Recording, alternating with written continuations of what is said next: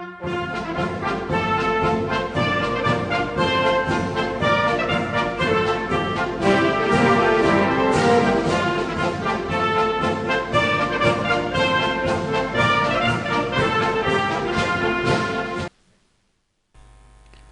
formation of the Ceylon Army, the first Field Engineer Squadron, Ceylon Engineers, was raised in Diethalava in 1951 and was commanded by Captain P.D. Ramanayak. Thus unfolds the history of the Sri Lanka Corps of Engineers. At present, the Corps of Engineers consists of 10 regular units, 1 volunteer unit and 3 independent organizations, namely the Sri Lanka School of Military Engineering, Independent Workshop, and the Explosive Ordnance Disposal Squadron. With the political hierarchy making the decision to defeat the LTTE militarily over the closure of the Mavillaru Anicut, a military strategy was formulated by the National Security Council for an all-out offensive. An offensive in which the Corps of Engineers played a crucial role together with other arms in defeating the LTTE. 5 Field Engineer Regiment provided engineer support to 2 offensive divisions, namely 5-7 and Task Force 1 in the north of Vanni, and also for 4 holding formations during the initial stage, with 1 Field and 6 Field Engineer Regiments providing engineer support to 5-3 and 5-5 divisions respectively. A series of defense lines which were heavily infested with mines and improvised explosive devices gave considerable depth to terrorist holding defense lines. The tasks assigned to engineer troops were to breach and clear gaps for infantry teams to operate and capture the defense line. In addition, route clearing, preparation of gun positions, construction and to establish lines of communication were tasks entrusted to engineer troops. As operations progressed, the demand for field engineers increased tremendously. The requirement of engineer material was immense. With the change in concept of operations adapted in order to confront the LTT on a wider front, more divisions and task forces were raised, thereby further increasing the demand for sapper troops. The prime task of field engineer troops were to keep open a secure line of communication, bunker busting, improvised explosive device clearance, bridge construction, etc. As troops gained momentum and advanced further, they were cut off from the rear without a proper link. In order to avoid the same, sappers were compelled to provide communication links in double quick time right across the frontage, thus forcing them to work round the clock.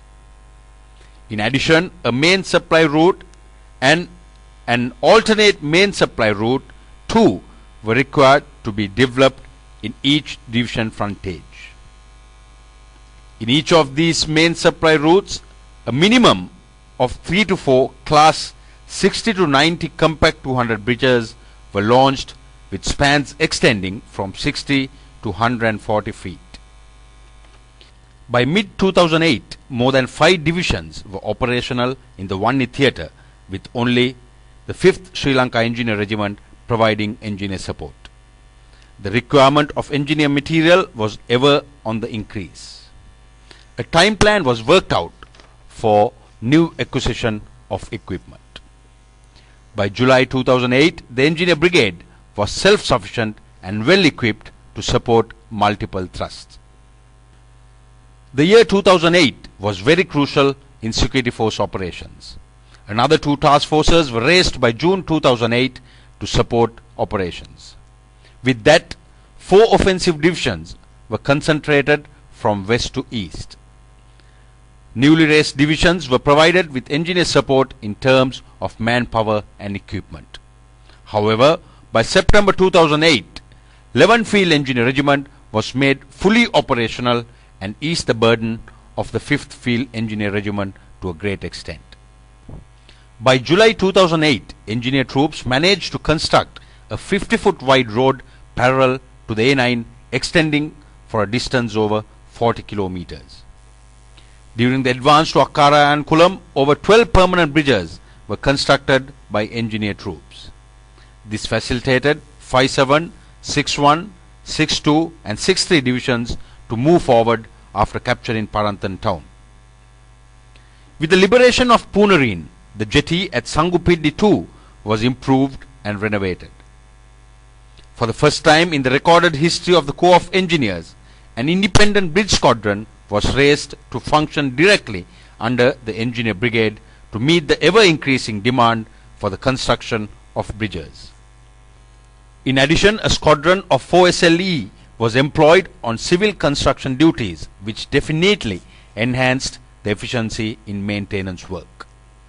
A 1,000-meter-long airfield was constructed in Mana within a very short time frame by 5 Field Engineer Regiment. By October 2008, Engineer Brigade was supporting more than 9 offensive divisions in the Vanni theatre with 5 and 11 Field regiments. 11th Field Engineer Regiment was instrumental in providing support to capture Nayaru and Kumulamune when the move of 5-9 Division was confined only to the south of Kumulamune. The 1st and 6th Field Engineer Regiments were heavily involved in clearing the Ditchkumban constructed by the LTTE.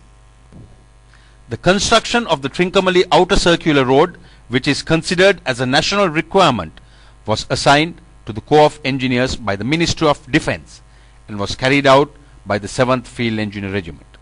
Further, the UNESCO Heritage Development Project requested the Sri Lanka Army Engineers to construct and connect Seruavila and Somavithya historical sites. Demining to clear Batiklo and Trincomalee areas were undertaken by the 7th Field Engineer Regiment. A road was constructed connecting Velikanda and Thoppigala. A 126-meter long bridge was launched across Mahaveli River at Velikanda. This project will go into Sri Lankan history as the road constructed from Velikanda will facilitate movement to Valacheni through Thoppigala jungles, shortening the distance by approximately 80 kilometers. In spite of the reluctance on the part of the donor community to support the military directly for humanitarian mine action, the US government offered her assistance to the Sri Lanka Army in the field of humanitarian mine action. The US assisted program commenced in August 2003 and has resulted in a great improvement in every aspect of the demining activities. The Sri Lanka Army Humanitarian Demining Contingent, which is the only such organization operational in Sri Lanka possessing the capability of executing operations through internationally accepted methods, continues to be the spearhead of the National Mine Action Program.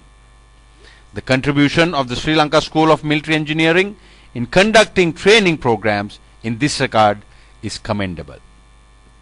The reconstruction work undertaken in liberated areas in view of rehabilitating captured land routes by the 9th Field Engineer Regiment was indeed a tremendous experience. The bomb disposal squadron deployed in Colombo played a pivotal role in handling improvised explosive device situations. The troops served with sheer commitment whilst risking their own lives. Their dedication and efficiency ensured round-the-clock surveillance through which many disasters were prevented. The dedication, commitment and leadership at all levels made these tasks a reality. One great principle of the engineers, foresight, by field commanders at all levels were highly evident. There is no doubt that in the regiment's 58-year-long history, the years 2007, 2008 and 2009 will be noted as an era during which the regiment displayed professionalism at its highest level with a great degree of commitment, which paved the way for the defeat of the LTTE and lived up to their motto, "Ubik," everywhere till the end.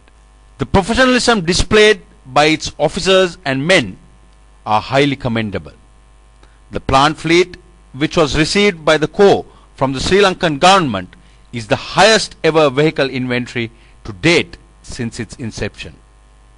The independent workshop maintained this fleet, having established forward repair teams out at the front line. Sheer dedication, commitment and professionalism were the ingredients of success of the valiant sapper community. Though the war is over, the task of engineers has not ended. The phrase "first to battle and last to come" was well proven during the 1 year operations. The role played by engineers to liberate Sri Lanka from the clutches of LTT terrorism will definitely be embedded in gold in the annals of Sri Lankan history. All sapper troops would definitely be happy on their successful contribution to the war effort. The task carried out clearly demonstrated their capability and proved their professionalism beyond doubt. We take this opportunity to salute our brother sappers who made the supreme sacrifice during this separatist war fought to liberate Sri Lanka from the cruel clutches of the LTTE.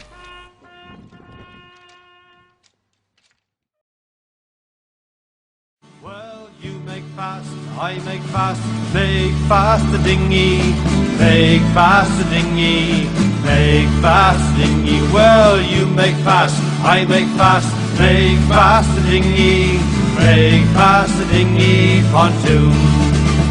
For we're marching on to Lapham's Plain, to Lapham's Plain, to Lapham's Plain. Yes, we're marching on to Lapham's Plain, where they don't know mud from rain. Ah, ah, ah. Hushta, hushta, hushta, hushta. Like a Manali picking in his scuff, Manita Sabanza hitting on the rough. Oolam da, cried Matavili. Oolam da, away we go. Yes, Oolam da, cried Matavili. Oolam da, away